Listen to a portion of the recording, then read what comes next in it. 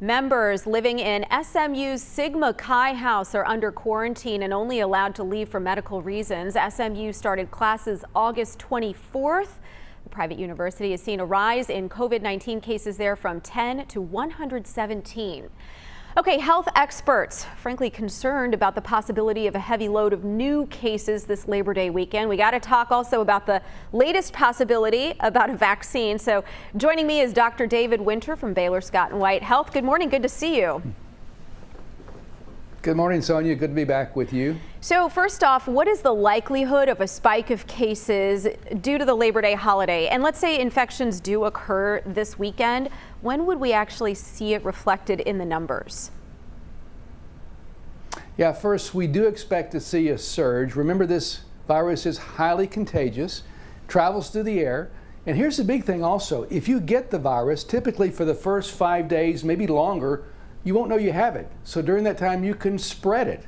Thus, we've got to distance and wear masks to prevent it, and I'm not sure everyone's going to do that.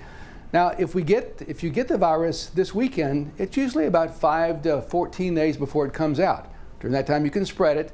During that time, though, you need to lay low. We just need to watch this gathering. I mean, that's what everyone's worried about right now. How can we prevent the spread?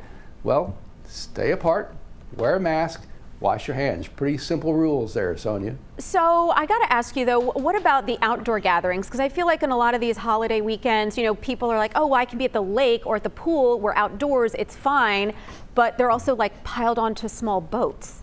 How far away do you need to be from someone outside? And is a mask, suggested when you're outside too?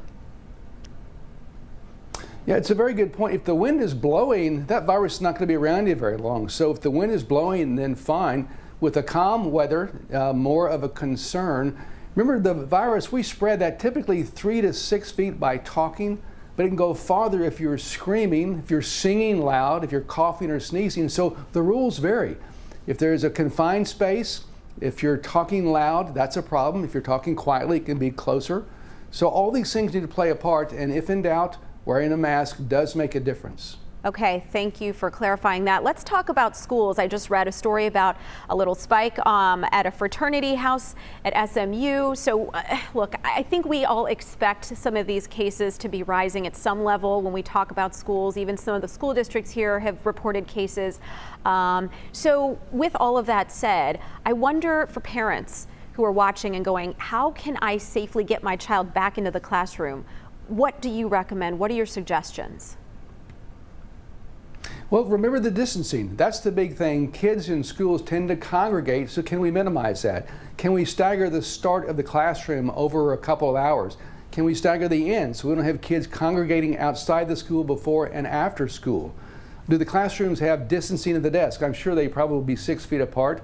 The glass or plastic partitions, those also help. We don't want kids all getting close together at recess or at lunch. So just remember the distancing thing. That's the main thing with keeping kids safe, and also wearing a mask when they could do that. And what's the latest on the vaccine timeline? Because we've started to hear word that maybe, possibly around November we could see a vaccine, but it's hard for people to really decipher, is this a political statement or is this actually truth? Yeah, I don't know the answer to that, Sonia. I think we will see one by the end of the year. I think it'll be safe. I think it will help.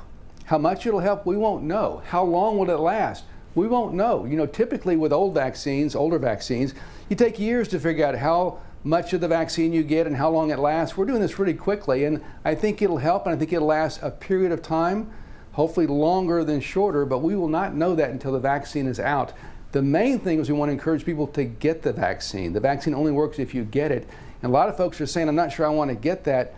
We've got to dampen down this virus. Everybody needs to remember, whether you're young and potentially bulletproof or not, this virus is wrecking our economy, our schools, our social activities. We've got to distance, we've got to wear masks, we've got to get a vaccine. All those things are very important to get back to the old way we used to doing things, which is, boy, long time in my memory right now. I'm missing those old days, Sonia. I like to say old days with a new twist, Dr. Winter. We can do things a little bit smarter, a little bit better.